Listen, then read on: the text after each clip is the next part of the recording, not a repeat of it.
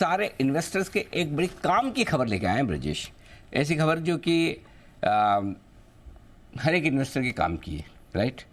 बिल्कुल। तो बताइए जरा क्या खबर है आपके पास?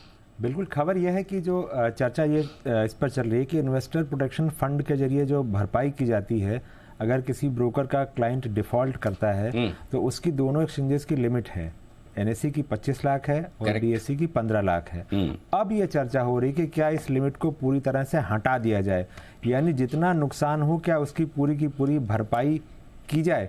इसको लेकर चर्चा शुरू हुई है और सेबी, ब्रोकर्स और एक्सचेंजेस इन सब के साथ हाल ही में चर्चा हुई है। एक ऑप्शन इसमें ये दिया गया है कि क्या ब्रोकर्स के लिए या एक्सचेंज इसमें क्या इंश्योरेंस कवर लिया जाए जहां पर इस नुकसान की भरपाई जिससे की जाए। अगर ये लिमिट हटता है और नया प्रस्ताव जिसकी चर्चा हो रही है अगर ये पास होता है तो जो बड़े निवेशक हैं, जो एचएनआईज वगैरह की कैटेगरी के निवेशक हैं, उनके लिए भी इन्वेस्टर प्रोटेक्शन फंड से उनके पूरी भरपाई का रास्ता खुलेगा। हालांकि अब तक ये बात कही जा रही थी कि मार्जिन के सिस्टम काफ़ी कड़े हो चुके हैं तो डिफ़ॉल्ट की आशंका जो है वो कम है, लेकिन फिर से इस उपाय पर चर्चा शुरू हुई है कि क्यों ना पूरी की पूरी भरपाई का रास्ता देखा जाए। तो ये बड़ी इंटरेस्टिंग चीज़ है। अभी अगर कोई ब्रोकर उड़ गया तो इन्वेस्टर प्रोटेक्शन फंड में जाकर अब जब आप एप्लीकेशन करते हैं तो उसका सिस्टम ऐसा है कि भाई एनएससी पर आपको 25 लाख तक का क्लेम मिलता है पर क्लाइंट, बराबर? पर क्लाइंट मतलब एक फैमिली में आपके 4 अकाउंट है तो 25-25 लाख हो गया चारों के लिए, लेकिन पर क्लाइंट 25 लाख है। बीएससी पर क्लाइंट 15 लाख है। अब जो अच्छी खबर बता रहे हैं ब्रजेश, वो कहने कि इसमें कोई लिमिट नहीं होगा, किसी का 10 करोड़ का लॉस हो गया किसी ब्रोकर की वजह से तो पूरा मिलेगा। बिल्कुल, चर्चा तो इसी बात पर हो रही है और इसीलिए ऑप्शन ये सोचा जा रहा है। हाँ, तो ये आईपीएफ में इतनी है क्या ताकत? नहीं, आईपीएफ में तो इतनी ताकत नहीं। आईपीएफ की ताकत मैं बता रहा हूँ। एनएससी के आईपीएफ में 1606 करोड़ है। 1606 करोड़, हाँ, और बीएससी के आईपीएफ में करीब 856 करोड़ है। ठीक है, ठीक है। लेकिन अब ये ताकत बढ़ाने के लिए बात ये हो रही है कि क्या इंश्योरेंस कवर का सहारा लिया जाए। तो ये क्योंकि ये ऑप्शन एक्सप्लोर अब तक नहीं किया गया। वैसे ब्रोकर्स तो इंश्योरेंस लेते हैं, वो कुछ पंचिंग एरर वगैरह के लिए इस तरह की चीजों के लिए लेते हैं, लेकिन फुल लायबिलिटी कवरेज का शायद नहीं होता है। तो एक तरह से ये अगर इंश्योरेंस ये अगर पूरा आ जाता है कि इंश्योरेंस ले या मतलब ब्रोकर ले या एक्सचेंज ले या कौन ले, ये सारी चर्चा होनी अभी बाकी है।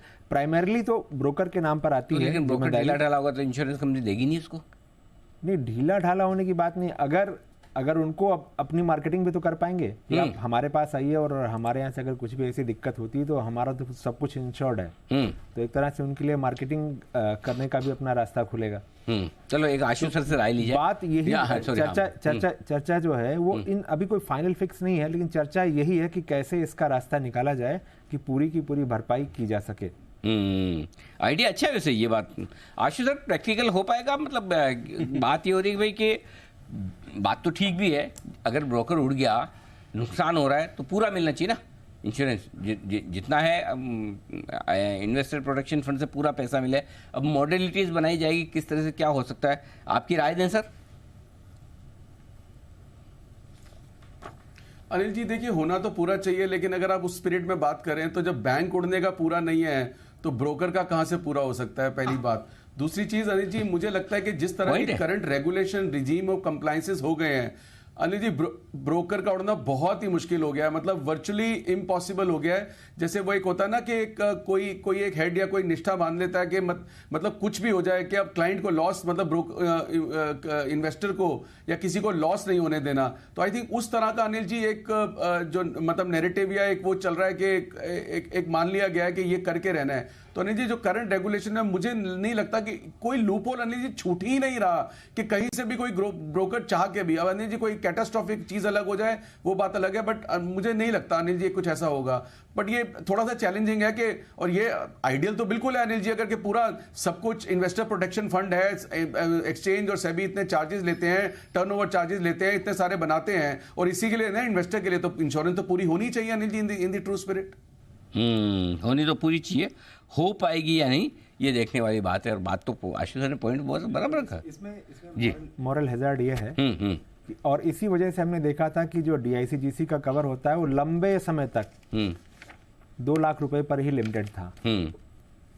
उसके पीछे भी यही तर्क था कि फिर तो ये बड़ा आसान हो जाएगा कि बैंक जो चाहे अपना कर लें गड़बड़ी, पैसे तो वहां से डिपॉजिटर को मिल ही जाएंगे DICGC से। तो वैसा ही डर जो कह रहे हैं आशु जी, बिल्कुल सही बात कर रहे हैं कि इस तरह की चीज वो ऐसे कह रहे हैं कि इतने नियम इतने सख्त हो चुके हैं कि ऐसा कुछ होगा नहीं। लेकिन इसमें यहाँ पर भी ये चर्चा इस बात पर भी हुई कि ये एक डर है, लेकिन बात यह है कि आप उस एक डर के चक्कर में क्या ऐसा करेंगे कि जो निवेशक है उनका नुकसान हो।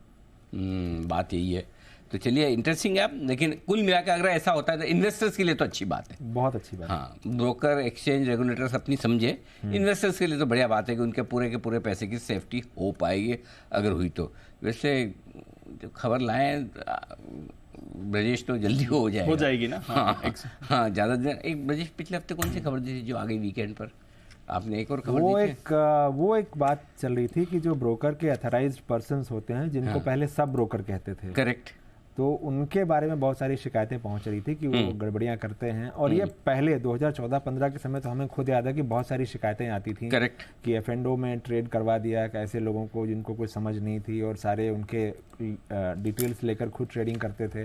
तो इस तरह की बहुत सारी शिकायतें आई थी। तो उस पर अब एक्सचेंजेस ने कर दिया है सख्ती कि ब्रोकर की ही जिम्मेदारी होगी अगर कुछ भी करते हैं, और जितने इनएक्टिव टर्मिनल्स हैं अथराइज्ड पर्सन यानी सब ब्रोकर्स के, वो सारे के सारे डीएक्टिवेट किए जाएं अगर नहीं चल रहे हैं, और सबका डेटा फिर से एक्सचेंज को दिया जाए। और साथ ही उनके जो रजिस्ट्रेशन की फीस है वो भी बढ़ाई है। ओके, तो ये सख्ती की है। वो हमने उस वक्त हम कर नहीं पाए थे, लेकिन ये है कि वो खबर हो गई सही। ओके, चलिए बढ़िया है। तो ये एक और खबर है जिस पर आपको करना है फोकस। आइए